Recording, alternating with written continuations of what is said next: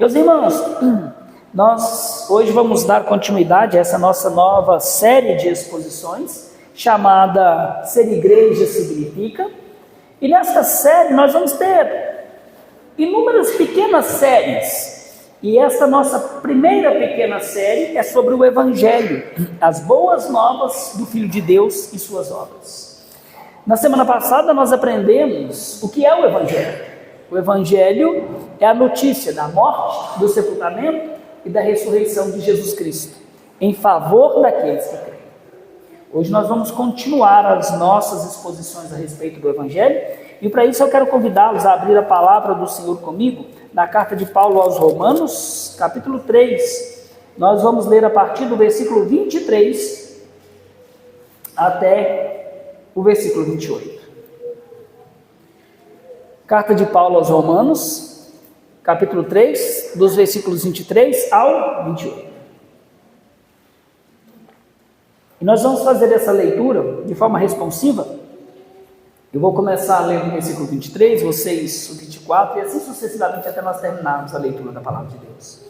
Então leiamos com alegria, leiamos com harmonia e com vigor a Palavra que nos dá a vida.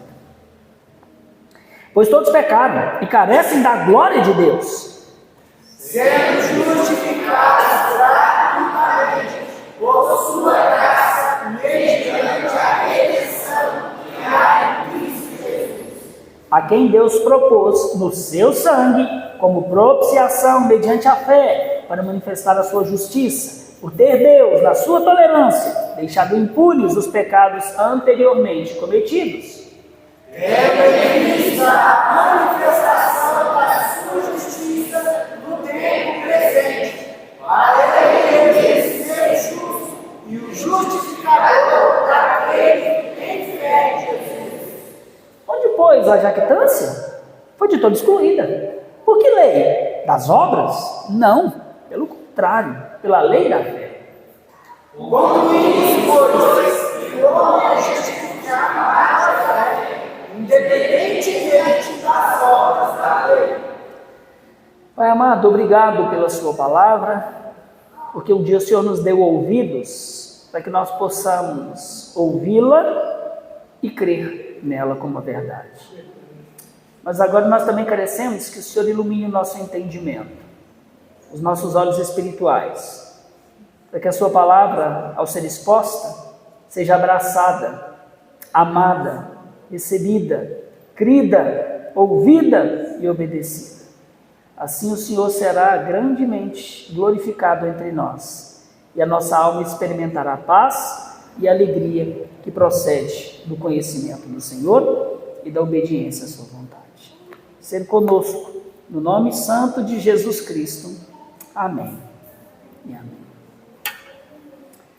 Meus irmãos, há alguns anos atrás, não muitos, mas alguns anos atrás, enquanto eu ensinava o breve catecismo aos meus filhos, eu cheguei à pergunta 9, que trata sobre a criação. E ali, como aplicação, eu pedi para que cada um deles fizesse um desenho do momento mais marcante que eles já haviam contemplado na criação de Deus. O Sam, ele nos desenhou fazendo jardinagem. A Cacai fez um desenho de quando nós dois fomos pescar juntos. E o Davi fez o desenho de uma noite tenebrosa em Rondônia. Naquela noite nós dois estávamos juntos navegando pelo rio Guaporé, quando depois de uma das curvas do rio, nós nos vimos cercados por uma escuridão absoluta, absurda, daquelas de você não conseguir enxergar muito quando estende o palmo diante do nariz. Naquela noite, no barco, no meio da floresta, não tinha postes, não tinham carros, não tinha qualquer outra fonte de luz. Éramos apenas nós, o rio, a mata e uma escuridão muito severa, muito tenebrosa. Mas, meus queridos, foi exatamente no meio daquelas trevas intensas que nós vimos o céu mais maravilhoso que nós já contemplamos na nossa existência. Milhares e milhares de estrelas, uma faixa inteira da Via Láctea atravessando o céu de um lado para o outro. Meus irmãos, uma beleza tão intensa que era impossível não se emocionar e contemplar o Criador. Agora, o interessante é que se nós estivéssemos numa cidade iluminada, confortáveis, nós jamais teríamos visto aquele espetáculo da criação, aquela beleza. E aí nós percebemos então que as trevas, elas revelam uma beleza gloriosa que nós nunca contemplaríamos se nós estivermos cercados por luz. E eu acredito, meus irmãos, que algo semelhante acontece quando nós falamos a respeito do Evangelho do Senhor Jesus Cristo. No sermão anterior, nós aprendemos o que é o Evangelho. Nós vimos que o Evangelho é a mensagem da morte, do sepultamento e da ressurreição de Jesus Cristo para salvar pecadores. Mas agora nós precisamos responder a seguinte pergunta: por que é que nós precisamos do Evangelho? Por que é que Deus não simplesmente perdoou pecadores? Por que é que Ele precisou ensinar-nos uma mensagem? E a resposta, meus queridos, parece que é simples. Nós nunca compreenderíamos a beleza da graça, a luz da graça, até que nós percebêssemos a profundidade das nossas trevas que nos condenam. Meus queridos, ao nosso redor, muitas pessoas não se prostram aos pés de Jesus Cristo como Salvador, não é porque o odeiam, mas é porque tais pessoas nunca foram ensinadas, nunca viram a profundidade das trevas, da própria condenação delas. E por isso elas nunca choraram deslumbradas diante da gloriosa luz da graça que brilha no Senhor Jesus Cristo. É por isso, meus irmãos, que antes de nos mostrar a gloriosa justificação que há no Evangelho, nos 3 primeiros capítulos de Romanos, Paulo faz algo extremamente desconfortável para nós. Paulo, ele apaga todas as luzes da autoconfiança humana. Ele fecha todas as portas que podem dar esperança de salvação à parte de Deus. Ele conduz a alma de todos os seus leitores e a nossa, aquela noite escura da nossa culpa e da nossa condenação, para que então finalmente, e só então, nós pudéssemos contemplar a beleza da graça que brilha abundantemente em Cristo Jesus. E é exatamente isso que o nosso texto dessa noite, Romanos 3, dos versículos 23 ao 28, vai nos mostrar. E o que eu espero poder fazer é mostrar que, porque nós somos culpados diante de Deus e incapazes de nos salvar a nós mesmos, nós precisamos confiar na justiça que Deus nos oferece em Cristo. Porque nós somos incapazes de ver sem a graça de Deus, de nos justificar, porque não sabemos o caminho.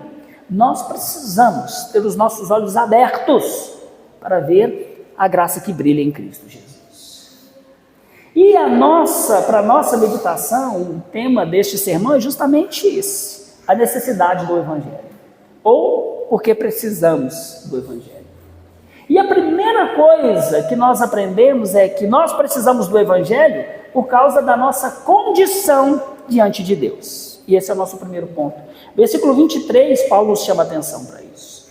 Percebam que, como eu já mencionei, antes de anunciar a justiça de Deus, como ele vai falar no versículo 21, que se manifesta à parte das obras de obediência, ou à parte dos méritos da obra de obediência à lei, nos 3 primeiros capítulos de Romano, Paulo ele trabalha para mostrar aos seus leitores porque essa justiça era necessária. É como se Paulo estivesse dizendo nesses primeiros capítulos, antes de mostrar como se pode ser salvo, é como se ele estivesse dizendo, antes de mostrar para vocês a cura, eu preciso fazer com que vocês percebam a gravidade da doença de vocês.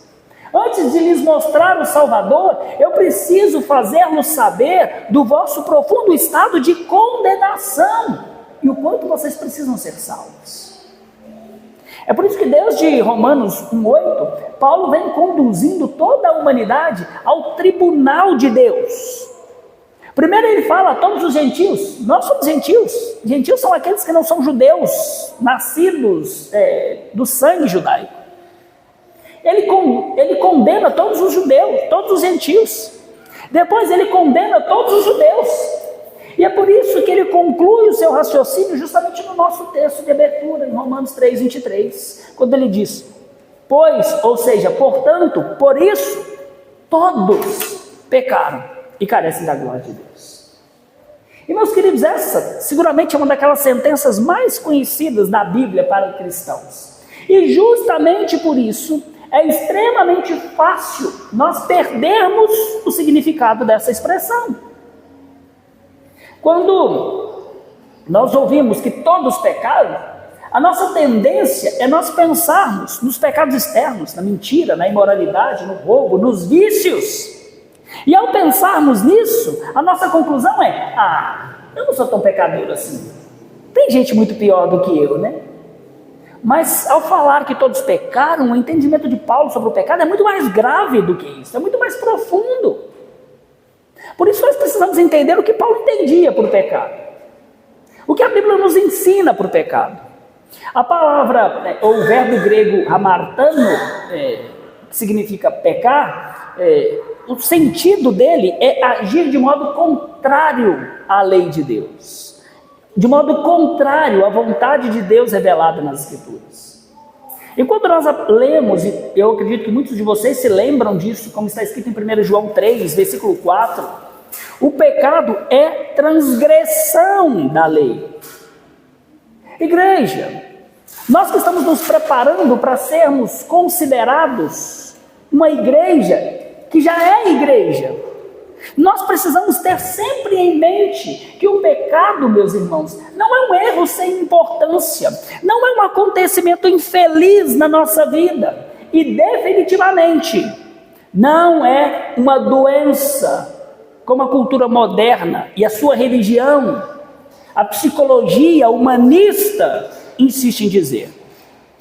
Meus irmãos, a psicologia, a filosofia e a psiquiatria humanista, elas que é de fato a religião deste mundo, que tenta encontrar cura para a doença da alma a parte de Deus, eles têm renomeado a realidade para que possam viver sem a culpa do pecado, para que possam pecar livremente sem o fardo do pecado. Por exemplo, o filho rebelde que desafia a autoridade dos pais, talvez porque os pais tenham falhado em ensinar limites e temor a Deus, ele já não é mais o transgressor do 5º mandamento, agora ele tem TOD, transtorno opositivo desafiador. Tadinho dele. O homem materialista que sacrifica a sua família, a adoração no dia do Senhor, a comunhão com os santos, a edificação da sua alma no altar do trabalho, já não é mais um homem avarento e idólatra, ele sofre de burnout. Uma moça que vive em promiscuidade, buscando nos homens o amor que só Deus pode suprir na alma dela, já não é mais uma fornicadora, ela sofre de abandono paternal. O preguiçoso, ele se tornou um procrastinador crônico, talvez com déficit de atenção. Tadinho deles, ninguém mais é culpado, todos estão doentes. O mundo, meus irmãos, não aboliu o pecado porque ele não pode. Então o que ele faz? Ele o reveste de uma roupagem de doença. Logo, a cura já não é mais Cristo e a cruz de Cristo e o Evangelho que humilha o nosso ego e a nossa rebelião contra Deus. A cura está no divã, a cura está nas pílulas, a cura está nos sábios deste mundo e não mais no Evangelho da graça. Contudo, meus irmãos, a Bíblia é enfática em dizer: o pecado é culpa, o pecado é crime, e como todo crime, ele precisa ser punido por um juiz justo. Com isso, meus irmãos, o que Paulo estava fazendo era mostrando aos seus leitores, judeus e gentios, e também a nós, algo do tipo: todos vocês são inimigos, são transgressores rebeldes contra Deus e contra a sua lei. significa que se você já pecou, e você já pecou mais do que se pode contar numa calculadora científica, então você é um criminoso. Você é culpado diante do Senhor. Um transgressor da lei que deve ser punido pelos seus crimes. E se alguém pensa que os pecados se resumem apenas a uma sequência de más escolhas externas ao comportamento, Paulo vai nos ensinar na sua teologia que o problema do pecado é muito mais profundo do que aquilo que nós simplesmente fazemos. Nós produzimos fruto podre porque a nossa natureza, a raiz é podre. Nós pecamos porque nós nascemos pecadores. Os frutos são maus porque a árvore está doente. Paulo vai explicar isso mais para frente nesta carta, quando nós chegamos lá no capítulo 5 de Romanos, versículo 12, quando ele vai dizer, porque por um só homem entrou o pecado no mundo, e pelo pecado a morte, e a morte passou a todos os homens, porque todos pecaram. E a continuação do capítulo 5 vai deixar claro que nós pecamos em Adão. Por isso, meus irmãos, as escrituras nunca tratam o homem como sendo moralmente neutro. Desde a sua concepção ele não é neutro. A Bíblia não tem dificuldade em dizer que desde a nossa concepção nós somos corrompidos, tortos e inimigos dele. A sociedade tem. Os inimigos de Deus têm. Aqueles que não creem no Evangelho das Escrituras têm. Mas Deus não. Esse é um assunto polêmico para nós, não para Deus. É por isso que o mavioso profeta de Israel, Davi, ele vai dizer quando ele confessa as suas iniquidades, porque eu nasci na iniquidade. Mas ele vai mais além, ele diz, e em pecado me concebeu a minha mãe. Desde a concepção, o pecado está sobre nós. E Paulo vai afirmar que nós éramos por natureza filhos da ira. Por natureza, significa aquilo que nós somos por nascimento. Nós nascemos inimigos de Deus, filhos da justa ira de Deus. Foi por isso que o próprio Senhor Jesus Cristo declarou que aquilo que é nascido da carne é carne. E nós nascemos unidos à natureza caída do nosso primeiro pai, Adão. Por isso, meus irmãos, antes da conversão a Cristo, todos nós somos filhos do maligno, filhos da condenação. É isso que significa todos pecaram. E é exatamente isso, por isso que Paulo diz, nesta sua epístola, ele não trata apenas do pecado, dos atos, da natureza. Ele vai continuar dizendo que todos pecaram e carecem da glória de Deus. Quando ele fala de carecer da glória de Deus, ele está explicando qual é o resultado dessa nossa natureza corrompida que nos faz pecar. O verbo aqui usado por Paulo, o verbo grego storientete, ele que foi traduzido para nós aqui como carecer, significa ficar aquém, não alcançar, fracassar completamente em atingir um padrão.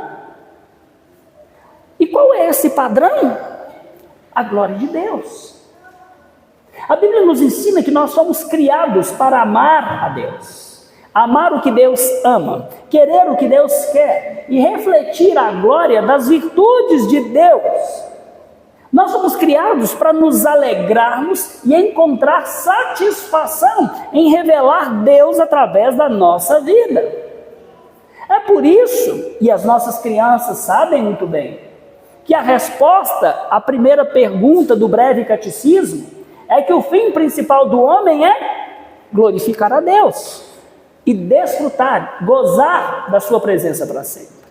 Mas o pecado, meus irmãos, produziu exatamente o contrário na nossa alma.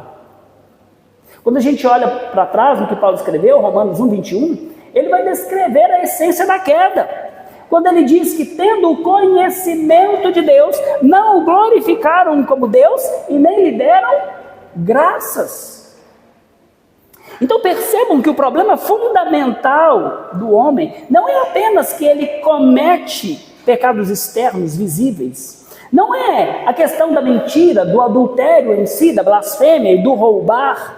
ainda que todas essas coisas sejam condenáveis. O problema do não convertido, o problema de muitos que professam ser cristãos, e talvez muitos dos que estejam ouvindo agora ou verão pela internet, é que aqueles que não são convertidos vivem para a glória de si mesmos e não para a glória do Deus Altíssimo. O pecador, meus irmãos, que será condenado, não é o pecador que ocasionalmente transgride a lei do Senhor. Não. Mas é aquele que substituiu Deus, ainda que seja um bom religioso. Esse religioso, esse pecador, ele pode admitir que Jesus é o Filho de Deus e o Salvador. Ele talvez respeite a Bíblia, ele creia na Trindade, ele frequenta os cultos e ele até defende os valores da vida cristã. Mas ele continua vivendo como o Senhor da sua própria vida. O centro dos seus afetos, os seus planos, as suas decisões, não são as virtudes de Deus, a glória de Deus, mas a sua própria satisfação. Quando ele sonha para si. Quando trabalha para si. Ele estuda para si, acumula e gasta dinheiro para si mesmo. Ele sofre pelas suas próprias causas e não pela causa do reino de Deus, pelo Evangelho de Cristo. Quando ele planeja o futuro para si mesmo. Ele se alegra somente nas suas próprias realizações. E tudo isso enquanto usa diariamente os dons que ele recebeu de Deus. E aqui cada um de vocês, de nós, precisamos examinar-nos e saber se nós estamos vivendo para nós mesmos ou para a glória de Deus. E como eu sei, pastor, se eu estou vivendo para a glória de Deus? Se eu tenho tomado o conhecimento daquilo que Deus revelou na sua palavra e aplicado na minha vida em detrimento de negar a mim mesmo. Ou se eu tenho racionalizado, justificado, desculpado certas desobediências, como se Deus fosse aceitar tais coisas. Meus irmãos, a essência do pecado é a tentativa de destronar Deus e entronizar o próprio eu. O próprio eu. É por isso que Calvino estava certíssimo quando ele disse que o coração humano é uma fábrica perpétua de ídolos. E o primeiro e o maior ídolo produzido por esta fábrica é sempre a autossatisfação do eu. Eu. E como que Deus reage a tudo isso, meus irmãos? Meus irmãos, o Deus das Escrituras, ele reage com santa e ardente ira. A sua ira condenatória se manifesta e está presente sobre todos os que idolatram a si mesmos. Talvez diante disso alguém vire e fale assim, mas pastor, como é que um Deus que é amor, ele pode ter ira e querer condenar pecadores? Meus irmãos, essa não é a pergunta correta. A pergunta correta é, como um Deus infinitamente santo e bom e justo poderia deixar impune uma humanidade inteira que diariamente usa os seus dons para roubar a glória que lhe pertence e promover o mal com aquilo que é de Deus? A Escritura, ela nos responde isso com muita clareza. Romanos 1,18, Paulo vai afirmar, a ira de Deus se revela do céu contra toda impiedade e perversão dos homens. E então, João 3,36 ainda afirma, quem se mantém rebelde contra o Filho não verá a vida, mas sobre ele permanece a ira de Deus. Ouça, permanece. Não é que vai se manifestar no último dia. Está agora sobre aqueles que rejeitam o Evangelho do Filho. Por isso, jovens, homens, mulheres, por isso, crianças, meus irmãos, idosos, visitantes, vocês que ouvirão pela internet, ouçam com muita atenção. Permita-me fazer-lhes uma pergunta perturbadora. Se Deus tratasse hoje você exatamente como os seus pecados merecem, qual seria o seu destino eterno? Agora, não responda olhando para pessoas piores do que você. Ah, não, tem gente pior do que eu. Eles serão condenados, mas você também, se a sua confiança não estiver posta em Cristo Jesus. Essas pessoas não são o padrão pelo qual Deus irá nos salvar. Cristo é. Veja se você é como Ele. Não responda olhando para as outras pessoas, para os outros, mas responda olhando para você mesmo. O quanto você tem vivido para a glória de Deus em Cristo Jesus.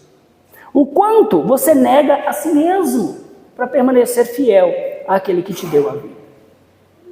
Por isso, meus irmãos, somente quando nós compreendemos a profundidade da nossa autoidolatria, o quão profundas são essas trevas, é que o Espírito Santo então pode abrir os nossos olhos para a absoluta necessidade que nós temos do Salvador, que se revela no Evangelho de Cristo.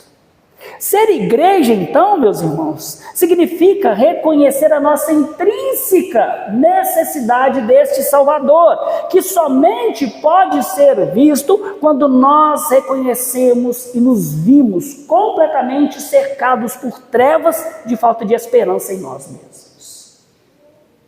Na semana passada eu falei para vocês como centenas de pessoas morreram naquela tragédia do Titanic, porque não havia botes suficientes para aquelas pessoas. Os responsáveis pelo navio, eles achavam que aquele navio, aquele cruzeiro, era grandioso, era luxuoso demais para afundar. Eles ignoravam a necessidade de botes salva-vidas. Mas somente naquele momento de tragédia é que eles compreenderam a verdadeira necessidade daqueles botes aparentemente desprezíveis. Enquanto eles acreditavam estar seguros, o bote parecia apenas um objeto inútil atrelado ao navio. Muitas pessoas, enquanto têm luz da sua própria justiça, acham que o Evangelho é algo inútil para a vida do ser humano. O problema, meus queridos, daquelas pessoas, e de muitos hoje, é que eles não acreditavam estar realmente em perigo. Mas quando eles viram a sua real condição de morte diante deles, então o bote salva-vidas se tornou a única esperança para eles. E o mesmo acontece com o Evangelho. Quando o homem, meu irmão, acredita que o seu problema diante de Deus é pequeno, Cristo vai sempre parecer apenas uma ajuda opcional para melhorar a sua vida, que já é excelente. Mas quando ele compreende que está completamente condenado no tribunal de um Deus triplamente santo, então Cristo deixa de ser apenas uma opção religiosa e passa a se tornar uma necessidade real e a única esperança de salvação. Por isso a aplicação para nós é esta: reconheça o pecado como mortal, para que a salvação da sua vida seja real. O pecado não brinca, ele mata. Meus irmãos, essa seguramente é a razão pela qual tantas pessoas vivem sem Cristo. Não porque rejeitam abertamente o Evangelho, mas porque não acreditam na sua verdadeira condição de morte. Enquanto o pecado parecer somente uma falha, meus irmãos, Cristo, ele vai ser somente uma ajuda para me socorrer nos meus pequenos tropeços.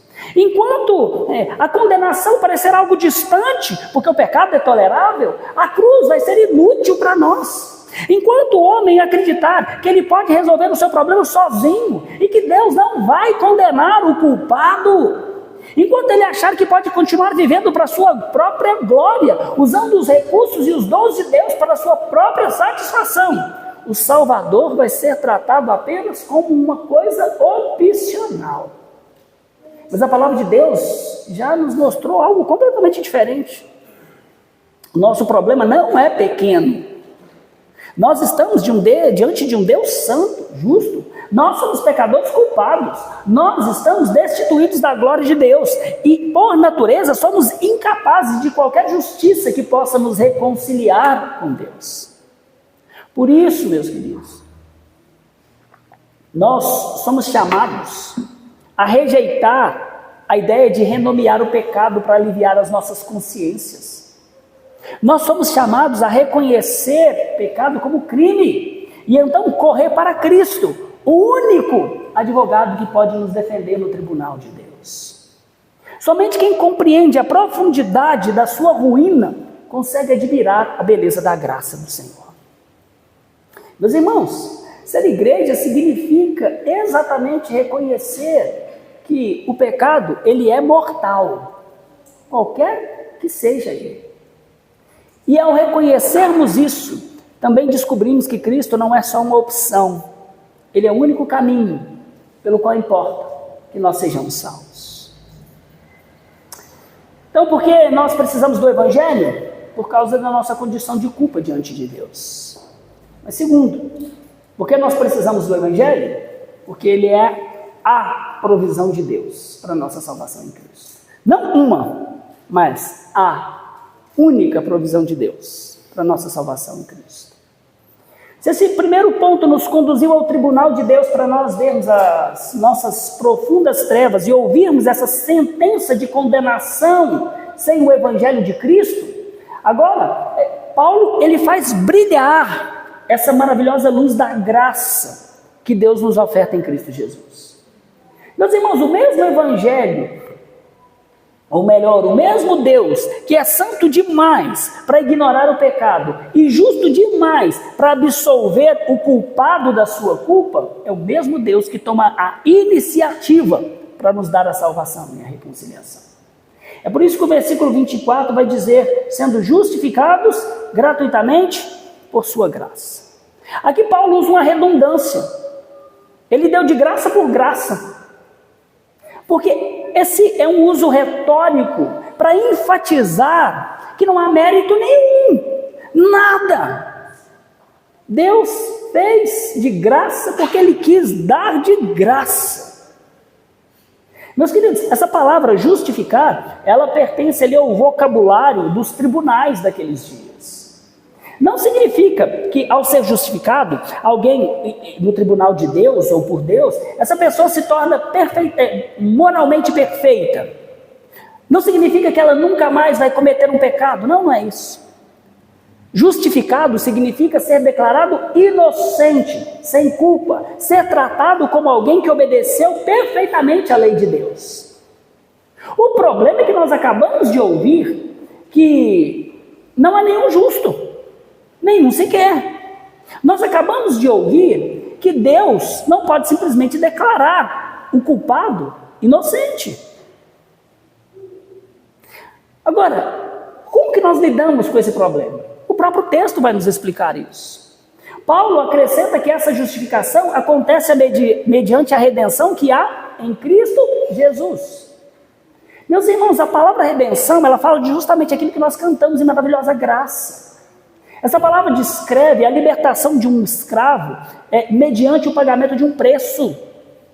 Isso significa que nós, enquanto pecadores, estávamos escravizados ao pecado, presos nesta cela, algemados por correntes intransponíveis. Nós éramos completamente incapazes de nos libertarmos. Então veio o Senhor Jesus Cristo, o Redentor, e então Ele faz o pagamento eficaz pela nossa alforria. Nós, antes escravos, somos alforriados de graça. Então, Paulo prossegue, porque até agora ele não explicou como acontece a redenção. Ele diz que nós fomos justificados mediante a redenção que é em Cristo Jesus. Mas como é que Cristo realiza essa redenção? Como é que Deus pode perdoar pessoas culpadas sem se tornar um juiz injusto? Paulo vai nos responder no versículo 25, dizendo que em Jesus, a quem Deus propôs no seu sangue como propiciação mediante a fé para manifestar a sua justiça. Meus irmãos, propiciação, depois dos nomes de Deus, seguramente é a palavra mais importante de toda a Bíblia, de todo o Novo Testamento. Propiciação significa que a justa ira de Deus contra o pecado, ela foi satisfeita, ela foi aplacada, ela foi apaziguada. O pecado não foi ignorado. Deus não fechou os olhos e disse assim, eu vou salvar e fingir que nada aconteceu. Não!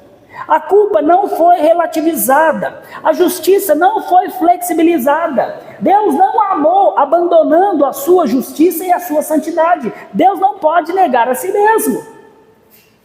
Na cruz, a santa ira de Deus foi derramada sobre um substituto. E aqui, meus irmãos, nós encontramos o coração do Evangelho. Deus propôs, e essa palavra propôs é a ideia de expor publicamente. Sabe quando você olha para um outdoor luminoso, que a distância é imensa, você consegue enxergar? É isso que Deus faz. Deus expõe publicamente o seu Filho na cruz, diante do universo inteiro, não para que ele morresse como apenas um exemplo de amor, mas ele morre como um sacrifício substituto. E é pela fé neste sacrifício substituto, e não pela fé na própria fé, que o pecador recebe a libertação do pecado. É pela fé nesta obra substitutiva que o pecador culpado é declarado inocente. Porque o crime que ele havia cometido é punido no justo Filho de Deus. Exatamente como os profetas haviam anunciado. Não é isso que Isaías 53 nos disse? Que o pecado que nos traz a paz estava sobre ele. E o Senhor fez cair sobre ele a iniquidade de todos nós.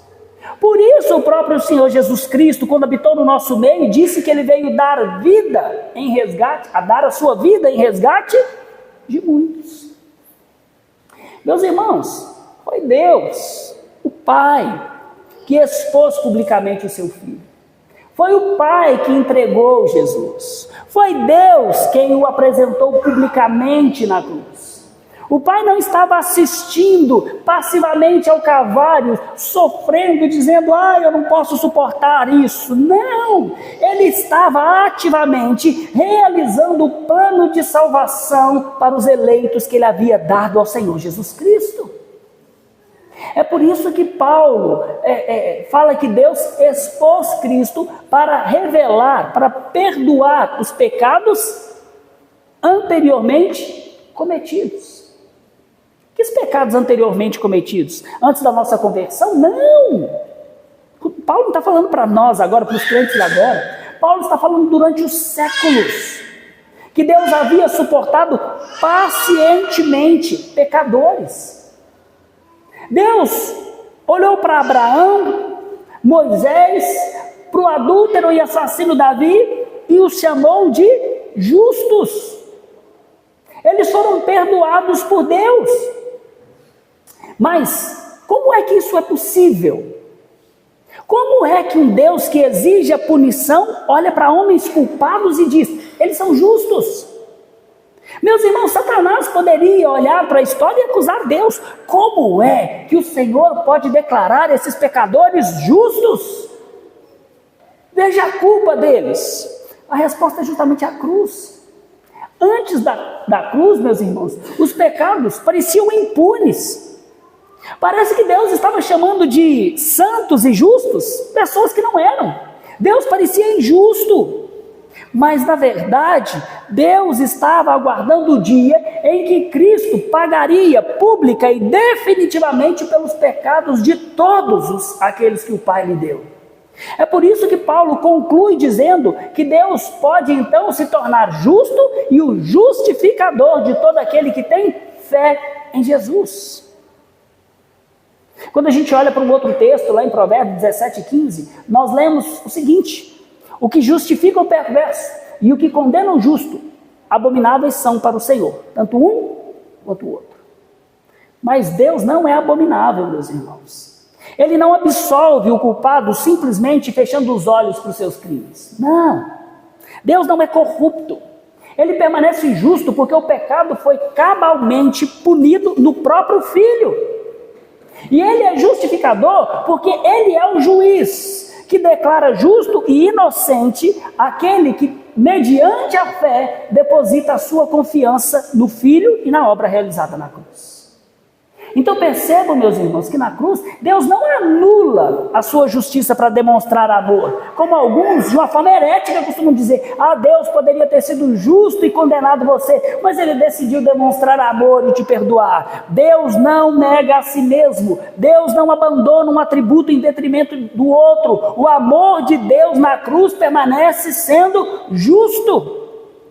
Na cruz Ele mostra que o seu amor é perfeitamente justo. Na cruz, meus irmãos, a graça triunfa porque a justiça é plenamente satisfeita. É por isso que nós precisamos do Evangelho, porque somente nele nós encontramos esta única provisão de Deus para salvar pecadores sem que Ele comprometa a sua santidade. Nós precisamos do Evangelho porque na cruz justiça e graça se beijam para que nós, pecadores, pudéssemos ser salvos. E a aplicação para nós, meus irmãos, e para todos aqueles que estão ao nosso redor e que não conhecem Cristo, é que há esperança para o pior dos pecadores em Cristo Jesus. Talvez alguns que estejam aqui, talvez pensem: mas se a minha condição é assim tão grave, se os meus pecados são tão numerosos, se a minha escravidão é tão profunda, então não existe esperança para mim. Mas Paulo está nos afirmando que no Evangelho Deus anuncia a esperança, a salvação, a libertação para pecadores culpados por meio da fé no Filho de Deus. A justificação, meus irmãos, ela é completamente gratuita porque Cristo pagou o preço no seu sangue.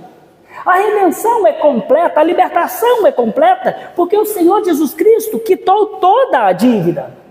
A propiciação, ou seja, o sacrifício substituto é eficaz, porque Cristo sozinho tomou até a última gota todo o cálice da ira de Deus que nós merecíamos. Então, meus irmãos, ser igreja é saber que no Evangelho há esperança para o pior dos pecadores. Por isso, se hoje você olha para si mesmo e se vê culpado, venha a Cristo. Se você se vê envergonhado pelas suas culpas e transgressões, venha a Cristo. Se você se vê condenado, corra para Cristo.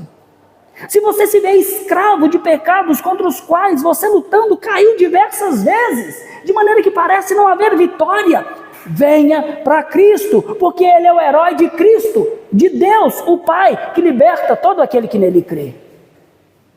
E meus irmãos, você conhece alguém que está nesse estado de condenação? Chame-o a Cristo. E meus irmãos, nós que em breve desejamos assumir as responsabilidades de uma igreja organizada, nós devemos nos lembrar sempre que a nossa confiança não está na maturidade que nós alcançamos, não está na estrutura ou nas finanças que nós construímos, não está na fidelidade que nós desejamos demonstrar a Deus, mas a nossa esperança precisa estar sempre firme naquela que sempre foi a esperança desde o princípio. Cristo crucificado e ressurreto em nosso favor. Por isso, nós somos chamados a olhar para a cruz, porque nela o Pai aceitou o sacrifício do Filho, a dívida foi completamente paga, a justiça foi satisfeita e a graça triunfou. Crer nisso significa ser igreja. Depois de nos mostrar então a profundidade das nossas trevas e a suficiência da provisão de Deus em Cristo, então Paulo chega àquela conclusão inevitável que nós já percebemos na semana passada. O Evangelho, precisamos dele porque o Evangelho é o fim de toda a vanglória humana. Meus queridos, se a salvação é inteiramente uma obra de Deus, realizada por meio da redenção e da propiciação em Cristo Jesus, então é fácil nós respondermos a pergunta que Paulo faz no versículo 27. Onde, pois, a jactância? A palavra traduzida aqui por jactância significa glória inútil, um orgulho, uma exaltação de si mesmo inútil.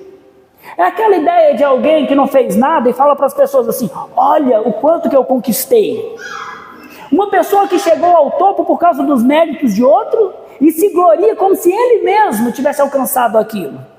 Uma pessoa que chegou ao supervisor, ao cargo supremo de uma empresa por indicação e não por mérito e diz: olha o quanto eu mereço estar aqui. Mentira. Paulo, a respeito da nossa salvação, pergunta: onde então está a glória humana na salvação? Paulo vai dizer: não existe. Paulo, ele é enfático, ele é direto, ele é devastador, ele chega a ser grosseiro. A glória humana foi de toda excluída, foi expulsa, removida.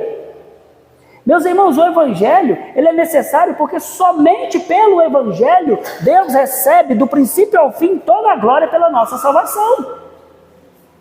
Como nós vimos na semana passada, a mesma cruz que salva pecadores também humilha o ego destes pecadores. O mesmo, nesse verdadeiro Evangelho, nós não contribuímos com nada para a nossa justificação, a não ser com o pecado que nos fez culpados diante de Deus. Qual é a única qualificação que eu posso apresentar a Deus para ser salvo? Senhor, eu sou pecador, tem misericórdia de mim. Eu sou culpado, me perdoe em Cristo Jesus. E nada além da nossa própria culpa, da nossa enfermidade, da nossa doença, que se chama pecado. E não doença nos termos que o mundo chama. E é exatamente isso, meus irmãos, que o apóstolo Paulo vai desenvolver melhor no final do nosso texto, no versículo 28, quando ele diz: concluímos, pois, que o homem é justificado pela fé, independentemente das obras da lei. Não porque a fé seja uma obra meritória, porque como nós lemos hoje no texto da nossa liturgia, a fé não vem de vós, é dom de Deus. Meus irmãos, a fé é a mão vazia que recebe aquilo que Cristo conquistou. A fé é um instrumento e não a causa da salvação. Como Lutero dizia, a fé é a mão do mendigo que recebe o pão de quem voluntariamente o dá. É por isso que o Evangelho, meus irmãos, é tão ofensivo para o coração do homem natural. O homem sem Cristo, ele até aceita ser ajudado. Aceita-se. Ele até aceita ser aconselhado. Aceita-se. Ele até aceita ser resgatado nas suas misérias. Aceita. Sabe o que ele não aceita? O que ele não aceita é ser declarado completamente inútil, incapaz, indigno, enquanto ele é socorrido. Tente ajudar um pecador, mostrando para ele o quão indigno ele é de receber ajuda. E você vai ver a fúria desse pecador se voltando contra você. Então, meus irmãos, essa é a mensagem da cruz. Por isso, o Evangelho é necessário para nós. Porque diante da cruz, desaparecem todas as distinções possíveis entre os homens. Religiosos e ateus, pessoas moralistas e libertinos, o rico e o pobre, o velho e a criança, o negro e o branco, o antigo membro da igreja e o recém-convertido, todos, sem exceção, chegam a Deus da mesma forma. Pecadores falidos, necessitados da mesma graça, do mesmo sangue, do mesmo Salvador, Jesus Cristo. Então a cruz não é apenas o lugar onde Deus perdoa pecadores, é também o lugar onde Deus exalta a si mesmo, até que nós prostrados reconheçamos somente a glória dele na nossa salvação. No Evangelho nós descobrimos que as nossas melhores obras são repugnantes, em face da perfeita obediência de Cristo, que amou ao Pai em nosso lugar, desde o primeiro ao último fôlego de vida que ele recebeu, da sua concepção à sua morte. E assim, meus irmãos, somente o Evangelho é capaz de fazer com que nós adoremos somente a Cristo na nossa salvação. É Ele que abre os nossos olhos, para que nós possamos ver toda a glória que pertence somente ao Senhor. E recebermos a segurança, porque nós reconhecemos que a obra foi realizada por Deus, e não por pecadores quebrados como nós. Eu me lembro da história do famoso missionário, explorador escocês, David Livingstone. Ele recebeu uma homenagem pública lá na Universidade de Glasgow, por causa do trabalho missionário que ele fez durante muitos anos na África. Lá naquele auditório, naquele dia, estava repleto de autoridades, de acadêmicos, celebrando as muitas conquistas espirituais daquele homem. Mas quando o Livingstone ele se levantou para poder falar, contrariando as pessoas que esperavam um discurso sobre coragem, sobre perseverança, sobre realizações, ele resumiu a sua vida de uma forma muito simples, mas também surpreendente. Ele disse que tudo que ele havia realizado devia exclusivamente à graça de Cristo. E que ele não considerava que os seus sofrimentos, os sofrimentos de um pecador digno do inferno, fosse um sacrifício merecedor de ser dito, pronunciado, apresentado como um sacrifício diante de Deus. O que ele estava dizendo o que o pecador sofri por causa de Cristo não merece ser mencionado diante do único justo que sofreu por mim. Eu mereço sofrer, mas o que não merecia, sofreu por mim. Porque ele não merecia, ele é o único que merece honra, louvor e glória. Então, meus irmãos, aquele homem admirado por muitos e admirado por nós também, ele aprendeu exatamente o que Paulo nos ensina aqui. Quanto mais perto da cruz nós estamos, menos nós falamos dos nossos méritos e mais nós exaltamos a graça de Deus. Porque o Evangelho produz homens e mulheres que não dizem por aí, vejam o que eu fiz por Cristo, mas que dizem, vejam o que Cristo fez por mim, pecador miserável. E então quando Cristo recebe toda a glória, meus irmãos, o nosso ego morre e a nossa alma de fato encontra descanso no Senhor. E aqui eu quero deixar uma última aplicação para nós. Viva para a glória de Deus, porque o Evangelho nos restaurou para essa glória. Meus irmãos, o pecado nos ensinou a viver para buscar a nossa própria glória, e isso foi exatamente o que nos afastou de Deus desde o princípio. Mas o Evangelho faz exatamente o contrário. Ele nos liberta da escravidão do ego e nos conduz de volta ao propósito principal pelo qual nós somos criados, a glória de Deus e gozar da sua presença para sempre.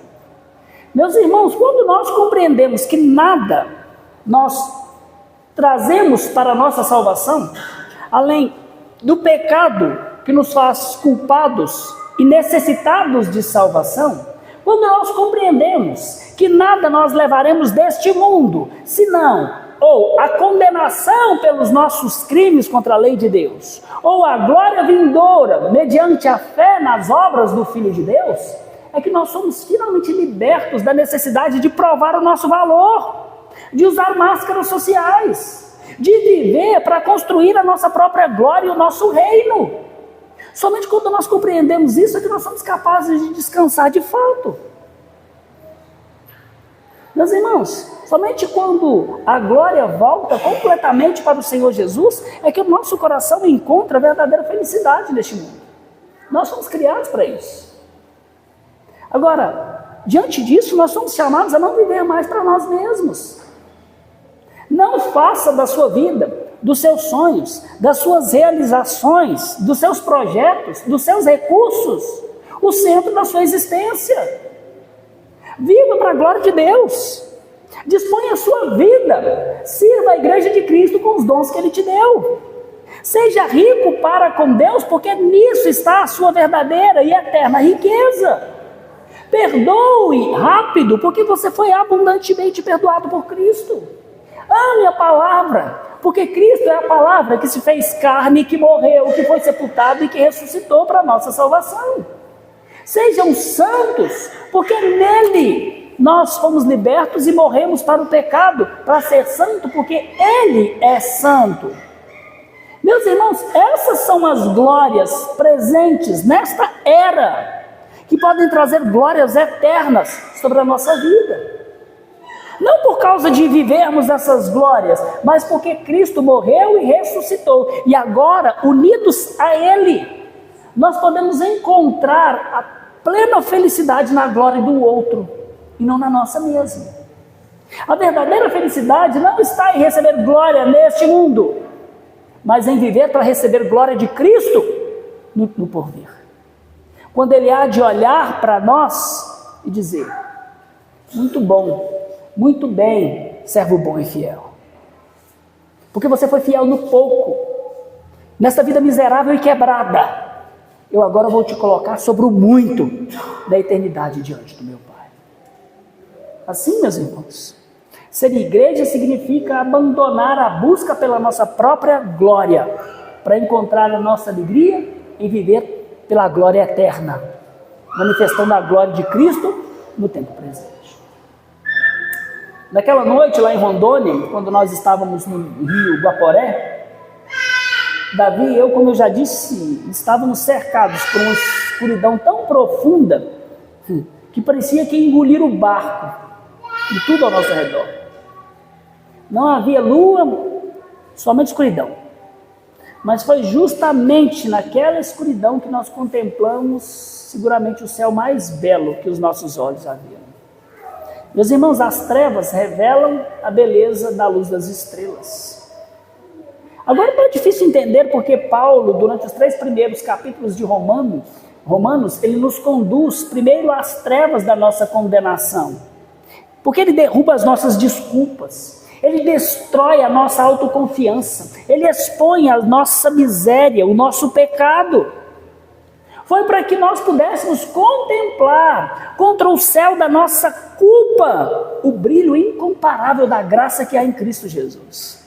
Sem as trevas de Romanos 1 ao 3, nós jamais contemplaríamos a beleza que há em Romanos 3, 23, 24, 25 até o 28. Meus irmãos, sem a realidade da ira de Deus, nós jamais admiraríamos a profundidade do seu amor. Sem a condenação, a justificação parece desnecessária. Sem cruz, nós permaneceríamos perdidos para sempre. E talvez, meus queridos, talvez ao ouvir falar sobre o pecado, da ira de Deus, da justificação, da redenção, da propiciação que há em Cristo Jesus, pode ser que alguns vão continuar acreditando que o Evangelho é apenas uma opção religiosa, entre tantas outras. Mas eu exorto vocês, não pensem assim. Não endureçam o coração de vocês.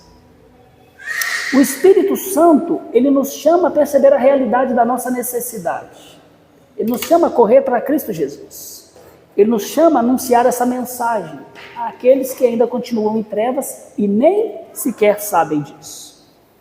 O mesmo evangelho que anuncia, que revela a nossa condenação, é o evangelho que é poderoso para salvar perfeitamente aqueles que cegos podem ver pela fé.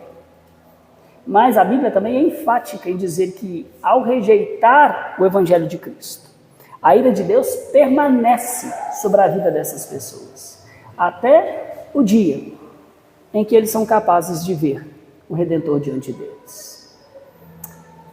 Meus irmãos, nós que já pertencemos a Cristo, somos chamados a lembrar que essa é a razão da nossa existência enquanto igreja. Nós estamos nos preparando para sermos, ou melhor, nós não estamos nos preparando para ser organizado porque nós nos tornamos suficientemente fortes, sábios, maduros. Nós estamos caminhando neste momento para isso porque nós cremos que no Evangelho nós já somos igreja do Senhor Jesus Cristo. Por isso, quando nós chegamos ao fim deste sermão, nós devemos guardar claramente essa verdade em nossos corações. Ser igreja, meus irmãos, significa reconhecer a nossa completa necessidade de um Salvador.